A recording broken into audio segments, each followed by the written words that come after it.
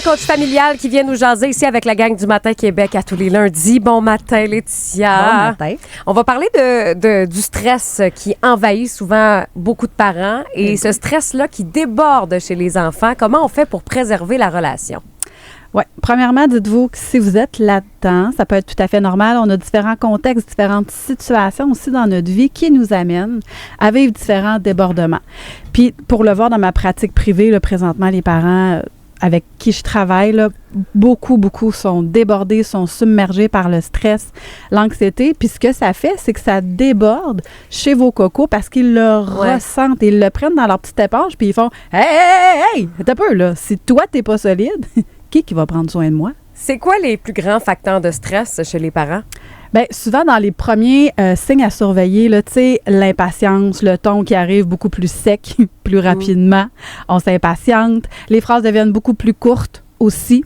Donc ça va être dans des signes qu'on peut voir. On va répéter beaucoup moins, on va répéter beaucoup plus. Puis ce qui va arriver, c'est que l'enfant va écouter beaucoup moins aussi. Donc, il ne veut pas te suivre, il voit que tu es complètement désorganisé. C'est comme si vous appuyez sur... on vient prendre une photo là, sur le bord d'une falaise, il y a une belle clôture. Puis là, je te dis, accote-toi sur la clôture. On prend une belle photo. Tu vas dire, hey, là, Laetitia, je vais la shaker, la clôture, avant de savoir si elle est solide. Ouais. C'est un peu la même chose. L'enfant, il vient shaker toutes les branches de votre arbre pour savoir si les branches sont assez solides. Il nous teste! Ben oui. Ça fait partie de son rôle, là, de nous tester. Pour sa sécurité, dans le fond, qui fait ça. Pour sa sécurité, pour s'assurer si l'adulte est vraiment assez solide, puis s'il peut le suivre, s'il peut s'appuyer sur lui en toute confiance. Est-ce que mon parent va réellement prendre soin de moi, peu importe ce qui arrive, peu importe si je me désorganise, que je fais une grosse colère? Parce qu'il arrive rapidement, c'est que les neurones miroirs embarquent en relation. Puis là, ben, le parent aussi se désorganise rapidement, là, puis c'est tout à fait humain. OK? Donc ça, c'est dans les premières choses. Puis ce qui va arriver aussi, c'est que le parent va commencer à douter de lui-même. Donc, il y a des petites phrases qui vont tourner en boucle, là. Je suis pas assez bien, je suis pas un bon parent, je suis pas une bonne maman, je fais tout de travers, je suis jamais patiente, j'en fais pas assez. Puis, on va être beaucoup aussi dans le faire. Donc, je devrais faire plus, je devrais faire ça, plus toute la charge mentale qui embarque. Donc, c'est une cumulation. Ça, c'est les signes que le parent est stressé. Puis là, tu vas nous partager des pistes afin de savoir comment on fait pour régler ce stress-là. Oui. Une des premières choses que je vous invite à faire, c'est de vous poser la question avant même d'intervenir ou avant même de penser à nommer une consigne ou une intervention. Donc là, ce que vous allez faire, c'est, OK, est-ce que je suis dans un état pour pouvoir intervenir? Est-ce que je me sens assez solide et confiant ou je me sens complètement tiltée, basculée dans une émotion? Ce que je vais vous demander de faire, c'est de prendre un petit pas de recul, puis c'est vraiment pas évident. OK? Souvent, c'est d'avoir aussi un objet dans les mains pour pouvoir serrer, desserrer. Si vous êtes en voiture, comme en ce moment, vos enfants chicanent en arrière. Il y a le volant. Prenez le volant. Sais-tu, ça me fait penser à, tu sais, quand tu vas prendre l'avion, puis qu'ils te disent, mets ton masque à oxygène avant de mettre celui-là des autres, ben c'est un peu le même principe. Si toi, t'es pas capable de te contrôler, comment tu vas faire pour contrôler les autres, là, tu sais? Ben oui.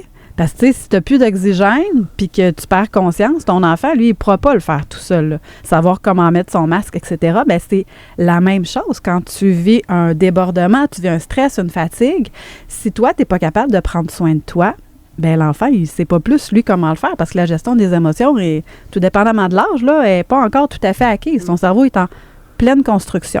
Puis, ce que ça va faire aussi, c'est que ça va amener l'enfant en confrontation, en opposition. Ça, c'est un peu moins le fun aussi. On en a parlé la semaine dernière. Je vous invite à, deuxième clé, revenir à la connexion. Vous pouvez le nommer en toute humilité. « Hey, tu sais-tu quoi? Tantôt, je me suis fâchée. J'ai peur d'être en retard. Je me sens stressée. J'aurais besoin que tu m'aides. Comment on pourrait faire ça? » Tu sais, souvent, de retourner la question à l'enfant pour lui demander de quoi tu aurais besoin, comment on pourrait faire ça? Est-ce que tu as des solutions à apporter? Utiliser un ton plus doux aussi, ça fait en sorte que l'enfant sent moins qu'on se désorganise. Oui, puis ça va vous permettre, vous aussi, tu sais, quand vous voulez basculer, puis c'est pas évident, là, OK? Je suis pas en train de vous dire que c'est facile.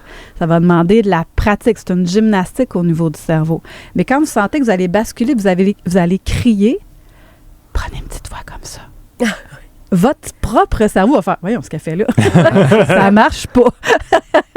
Bien, ça va vous aider à faire « OK, ouais, c'est vrai. » Et ça va vous aider à prendre votre pas de recul, à prendre une grande inspiration. Puis, je me rappelle d'une chronique à Marlène, elle disait partez en catimini, allez vous enfermer sans que personne vous voie, pour justement que personne parte à la course après vous, là.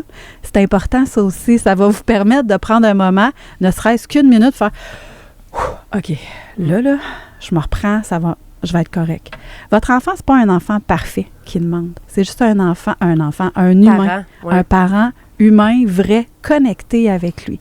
C'est dans la connexion qu'on peut revenir au calme. Et non dans la confrontation. Et non dans la confrontation. Ouais. Ça, c'est sûr et certain. Laetitia, tu es là pour les parents qui ont besoin d'aide. On peut te suivre sur les réseaux sociaux. Venez écouter mon podcast. J'en parle. On parle vraiment de tout ce qui est les réalités des parents. Ce qu'on ne dit pas derrière, là, on se dit derrière les portes fermées, justement. On va démystifier tout ça. Puis il y a un nouvel épisode qui sort ce jeudi. Puis on en parle justement de la désillusion parentale. Qu'est-ce que vous pensez, les mythes, là? Tu sais, qu'on a dit, moi, quand je vais avoir accouché, quand je vais avoir des enfants, je vais être comme ci, comme ça. Puis finalement. C'est pas pantoute ça. C'est pas pantoute ça. On se sent super coupable. Ça va vous déculpabiliser. C'est bon, ça. Merci beaucoup, Laetitia. On peut te suivre sur les réseaux sociaux, comme je disais. Puis, tu es avec nous tous les lundis. On te souhaite une belle semaine. Merci, vous autres.